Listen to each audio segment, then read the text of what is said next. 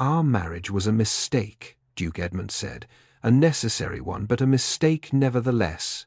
The music stopped inside Norchester Palace. Marianne stood beneath the chandeliers, wearing the silver gown selected for their 4th wedding anniversary, while the Dowager Duchess smiled beside him. Edmund had intended to silence a political argument. Instead, he had declared before the entire court that his wife had never been part of the life he truly wanted. Marianne removed the palace keys from her waist. "You have asked me to endure every insult for the sake of this marriage," she said. "Tonight you insulted the marriage yourself." She placed the keys and her wedding ring beside his wineglass. "Marianne, do not create a scene." She looked directly at him. "I am not creating one, Your Grace." She turned towards the silent ballroom. "I am ending the performance." Then the Duchess walked out of her husband's palace while every noble family watched. 4 years earlier, Edmund Vale had chosen Marianne against his mother's wishes.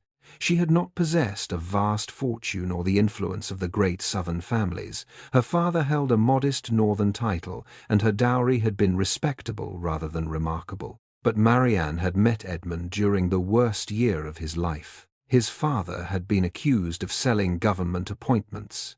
Creditors surrounded Norchester. Former allies refused invitations, and every dinner Edmund attended became another opportunity for someone to measure the family's decline. Marianne had been the only woman who did not flatter him. "You are trying to defend decisions you did not make," she had told him in a crowded conservatory.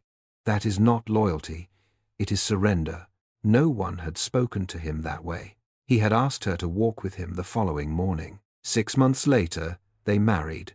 In the early years, Edmund had valued her judgment. They worked together in the library, examining estate accounts and letters from hostile landowners. Marianne repaired damaged relationships without humiliating the people involved. She persuaded 2 creditors to accept longer terms and prevented a public quarrel between Edmund and an influential minister. When Edmund's father died and the title passed to him, Marianne believed they would continue as they had begun. Instead, Norchester Palace changed him. The responsibilities became heavier. His mother returned to the principal apartments. Advisers began warning that a new duke must appear decisive. Edmund stopped asking Marianne what she thought before meetings. Then he stopped telling her the meetings were occurring. Each exclusion was presented as temporary. Each insult was called too small to challenge. At first, Agatha moved Marianne's writing desk from the family library. "The Duke requires privacy," she said. Then Marianne's name disappeared from the household council. "Domestic matters need firmer management." Later, Lady Rosamond Hale began receiving guests beside Edmund. She understands the older families. Whenever Marianne objected, Edmund offered the same response.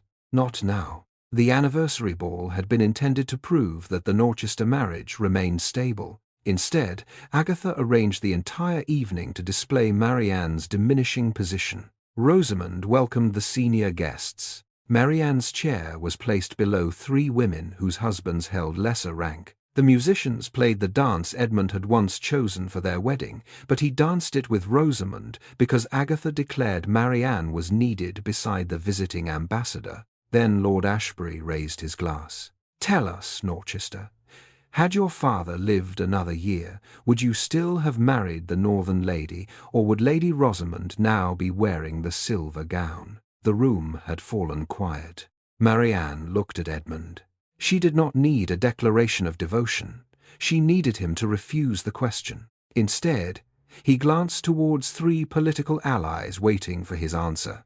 "My marriage was a necessary mistake," he said. "It was never meant to govern my life." He intended to say that no marriage should dictate policy, but the distinction vanished beneath the laughter. Marianne saw Agatha's satisfaction. Then she removed the keys. Her carriage reached Vale House shortly after midnight. It was smaller than Norchester Palace, but belonged to Marianne through her marriage settlement. She had rarely used it, except during renovations. Eleanor Finch, her household manager, opened the door in a nightrobe and shawl. "Your Grace, I shall be living here." Eleanor saw the bare finger where the wedding ring had been. For how long? I do not know. That answer cost Marianne more than she allowed her face to reveal. She entered the cold drawing room. No fires had been prepared. Furniture remained beneath linen covers. The clocks had stopped. For the first time in 4 years, no one waited to tell her where she should sit, whom she must receive, or which insult she ought to overlook. The freedom felt less like relief than the silence after something broke. Eleanor lit the lamps. "Shall I send for your belongings?" "Only those I owned before my marriage. Your clothes, the ones purchased from my personal account. The Norchester jewels? Leave them. Your correspondence?" Marianne hesitated. "Bring the letters Edmund wrote before he became Duke." Eleanor studied her, but asked no further questions. By dawn, Marianne had written a formal notice to the Norchester household. She would no longer host family dinners, attend ceremonies, or approve household expenditure. All instructions issued under her name were to cease unless signed by her directly. She sent a second letter to Edmund. It contained only one sentence: "I will not return until you understand why I left." His answer arrived before noon. "Your departure has created damaging speculation. Return before this becomes public." Marianne read it twice. Then she wrote beneath his words, "You have written about speculation. You have not written about your wife." She sent the letter back unopened at the edges, exactly as he had folded it. Edmund expected her absence to last 3 days. On the first morning, he ordered flowers. They returned before luncheon. On the second, he sent a sapphire necklace that had belonged to his grandmother. Marianne returned it with an inventory receipt. On the third, he sent a note inviting her to a private dinner at the palace. Her reply stated that a private dinner could not repair a public humiliation. Agatha watched each rejected gift with increasing contempt. She is testing how much authority you will surrender. She is angry. A duchess may be angry in private. She does not abandon her place before the entire court. Edmund stood near the fireplace, holding Marianne's last note. She did not abandon it. She returned the keys. That is worse. She intended the gesture. Rosamond sat beside Agatha's tea table. Perhaps Marianne requires time. Agatha looked at her. She requires discipline. Edmund's expression hardened. She is my wife, not a disobedient servant. Then remind her what the word wife means. He looked towards the empty chair beside his own. Marianne had once sat there during every household meeting. He could not remember when Agatha had moved it, nor could he remember why he had permitted the change. Vale House awakened quickly. Marianne employed her own footmen, clerks, and kitchen staff. She reopened the morning room as an office and ordered that no letter bearing the Norchester seal be opened without her permission. Within a week, invitations began disappearing. Women who had once sought her advice no longer acknowledged her at public events. Newspapers described her as proud, unstable, and ungrateful. One article claimed she had left because Edmund refused to allow her control over his political career. Another suggested she had always envied Rosamond. Marianne read every report. She answered none. Instead, she prepared a formal agreement of separate residence. It guaranteed her control over Vale House, her private income, her correspondence, and her personal staff. It also stated that she would not attend ceremonies intended to present the marriage as happy while its private conditions remained unchanged. Eleanor placed the document on the desk. "He will consider this a declaration of war." "No." Marianne signed the final page. "It is a declaration of boundaries." Edmund arrived that afternoon without warning. He entered the drawing room expecting to find a wife waiting to be persuaded. Instead, Marianne remained behind her desk. "You should have requested an appointment," she said. "I am your husband. That does not make every door yours." He glanced around the restored room. You have established an entire household in 8 days. I had practice establishing yours." The rebuke landed cleanly. Edmund removed his gloves. "You cannot remain here indefinitely." "I can. The newspapers are calling our marriage unstable." "Our marriage is unstable. My political opponents are using your absence. You insulted me before them. I did not select their weapon." His restraint began to fracture. "I made a careless remark. You reduced our marriage to a mistake. I was speaking about political influence. You looked at the court and chose words that protected you at my expense. I did not intend.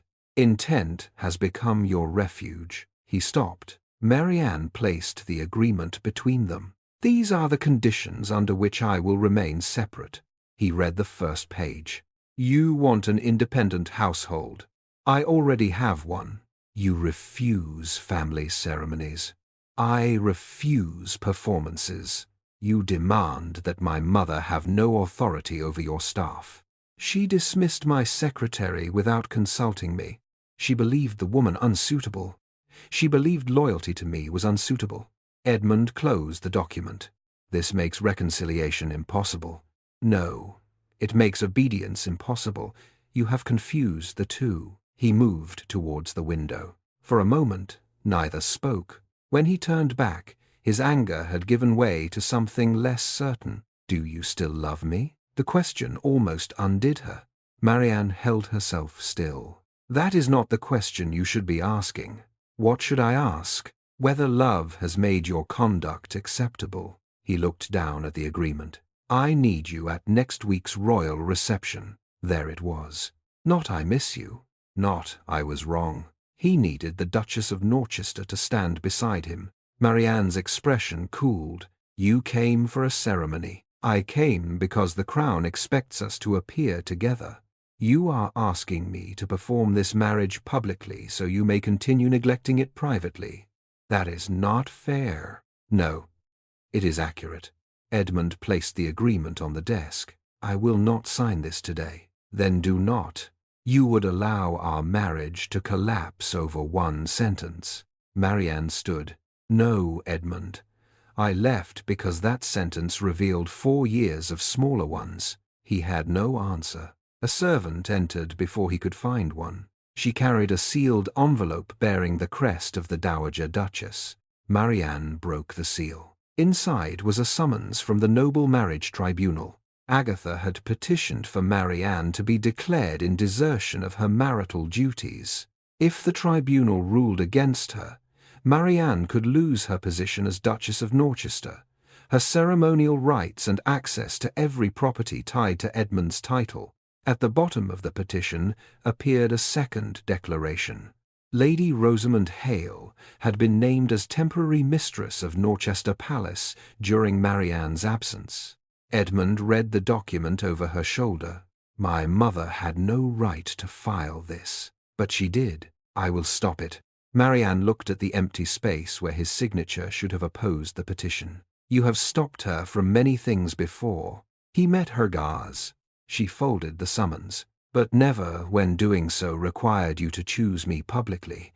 Edmund left Vale House with the tribunal summons in his hand. He did not ask Marianne to trust him. For once, he appeared to understand that promises made in the doorway of the home she had escaped would mean very little. The Noble Marriage Tribunal convened 4 days later. Agatha had ensured the chamber was full. Senior families occupied the public gallery. Political opponents of Norchester sat beside women who had once praised Marianne's patience. Reporters waited near the doors, prepared to describe either a rebellious wife or a defeated one. Marianne entered alone. She wore no Norchester jewels and carried no family seal. Her dark blue gown belonged to her, purchased before her marriage and altered at Vale House.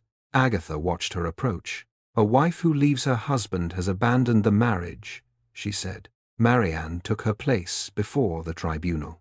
"A husband who removes respect from his home has already abandoned it." The presiding judge raised one hand. "This court will consider conduct, not rhetoric." Then conduct is precisely what I intend to discuss, Marianne replied.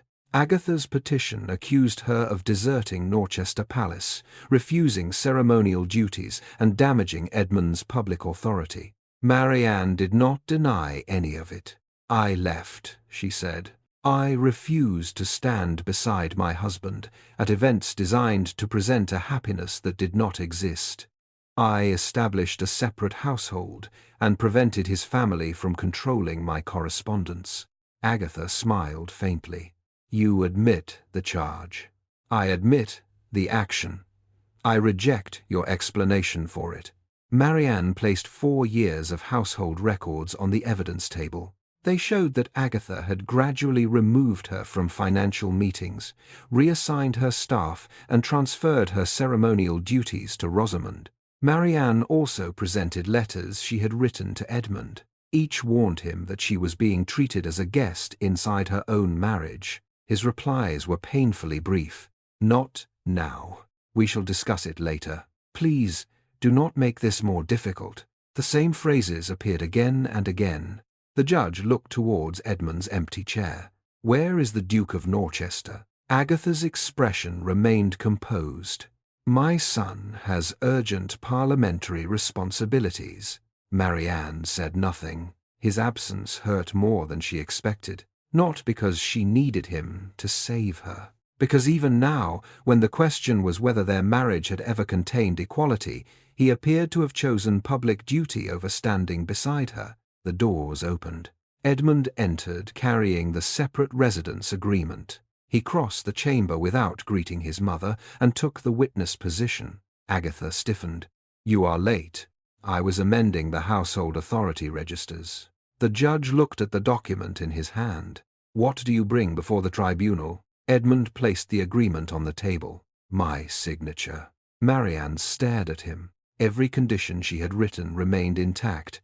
Control of Vale House, privacy of correspondence, authority over her own staff, freedom from compulsory ceremonial appearances, protection of her personal income. Agatha rose. You cannot approve this. It permits your wife to reject the duties attached to your name. Edmund faced her. The name is mine. The dignity is hers. You are allowing her to disgrace Norchester. No. His voice remained steady. I disgraced Norchester when I humiliated my wife and expected her to remain beside me so that no one would see the damage. The gallery fell silent. Agatha's face hardened. She deserted you. Edmund looked towards Marianne. She did not desert our marriage. I taught her that remaining inside it required the surrender of her dignity. He did not ask Marianne to forgive him. He did not describe his confession as proof that he had changed. He turned back to the tribunal. I oppose the petition. If Her Grace chooses never to return to Norchester Palace, her rights under this agreement will remain protected. The judge examined the signed pages. You understand that this weakens your claim that the household remains united. The household was not united. It was merely quiet. Agatha's petition was dismissed. Marianne retained her title and independent residence, but the decision did not restore the marriage. It only prevented the family from punishing her for refusing to pretend. Outside the chamber, Edmund approached her. I have removed my mother's authority over the Norchester household. Marianne fastened her gloves. That was necessary. I have also restored your former staff and corrected the household records. Also necessary. He waited. She understood what he wanted, a sign that his actions had reached her. A small softening, but she would not reward the beginning of responsibility as though it were the completion of change. You signed the agreement, she said. Thank you. The formality struck him. Is that all? What did you expect? I do not know.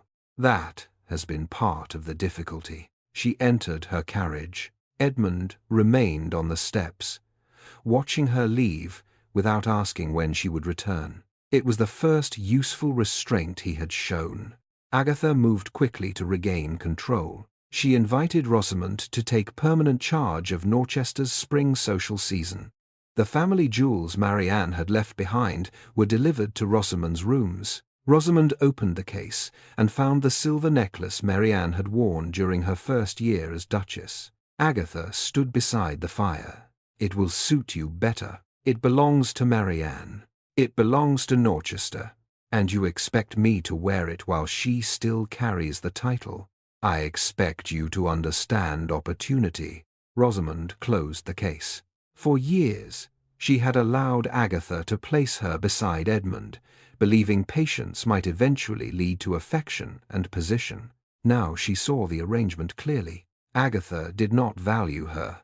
She valued the possibility of a more obedient woman. Rosamond carried the case into the next household meeting and placed it before Edmund. "I will not take your wife's place." Agatha's face turned cold. "No one asked you to. You gave me her keys, her duties, and her jewels. I gave you responsibilities she abandoned." Rosamond looked directly at her. "You do not want a suitable duchess. You want a silent one." Then she returned every palace key. Edmund watched her leave. Another woman had been used as an instrument in the struggle between his mother and his wife. He had allowed that as well. Over the following months, Edmund wrote to Marianne once each week. The first letter contained no request. He described removing Agatha from the household council and appointing independent stewards. The second admitted that Rosamond had been placed beside him because he found it easier to permit an arrangement than to oppose his mother. The third contained an apology for one specific occasion: the winter dinner, when Marianne's chair had been moved, and he had pretended not to notice. Marianne read every letter. She answered only when he asked a real question. Not, "When will you return?" but, "When did you first begin to feel like a guest at Norchester?" She replied, "When my desk was removed from the library and you asked me to accept it without asking why it mattered."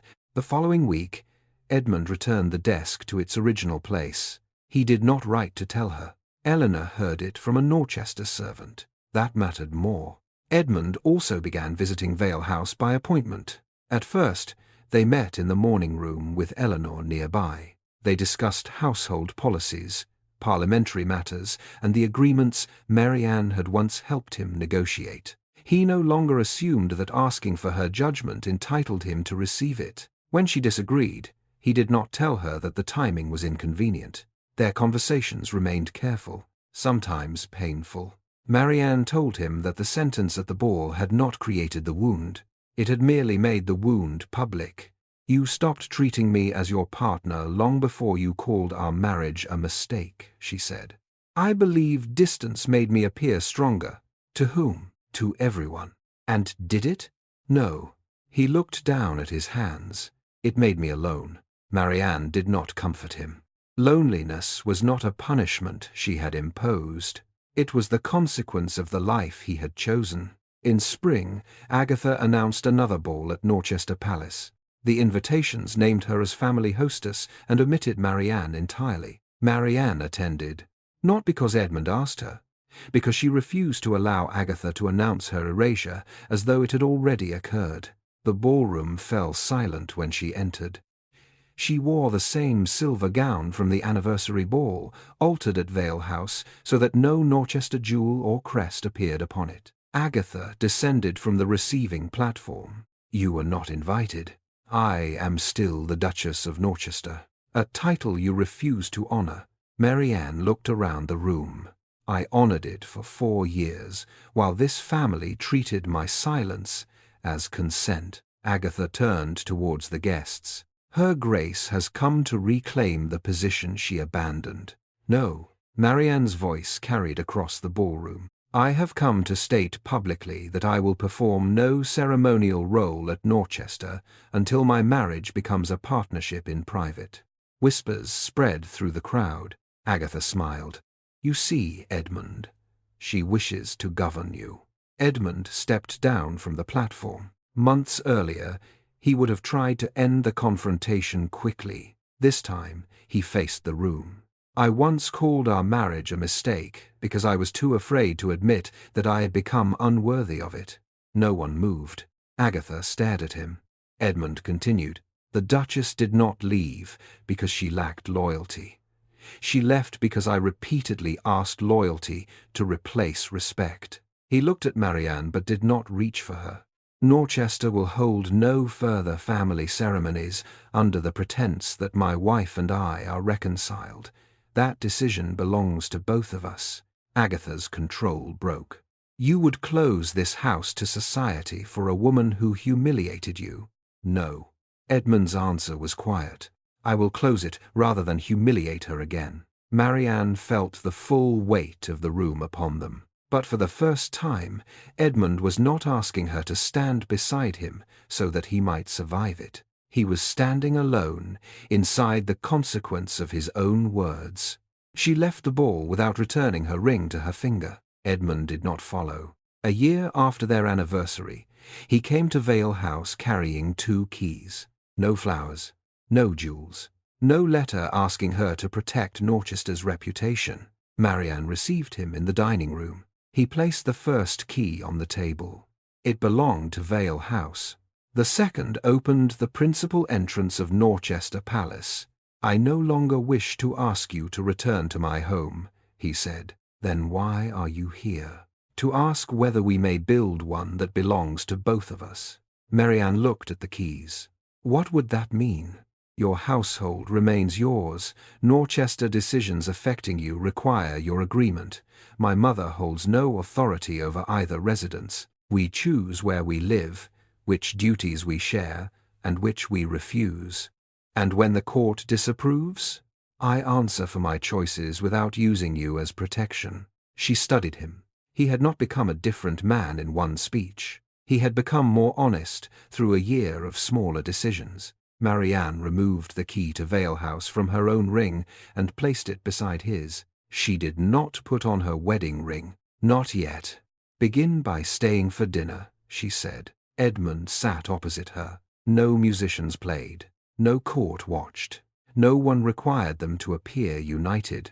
For the first time in years, the Duke and Duchess remained in the same room because both had chosen to stay.